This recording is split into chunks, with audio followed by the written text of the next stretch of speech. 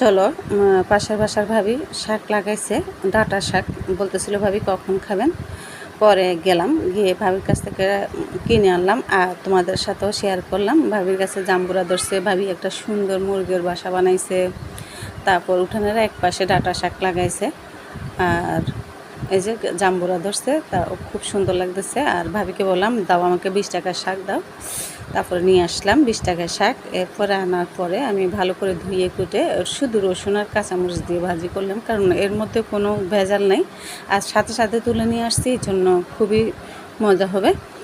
আর শুধু রসুন এবং কাঁচামরিচ আর তেল লবণ, এটাই, আর কিছু দিইনি।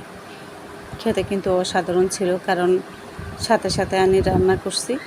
তাজা তাজা শাক, খুবই সুস্বাদু হয়েছিল, দেখতে অনেক সুন্দর হয়েছে কালারটা।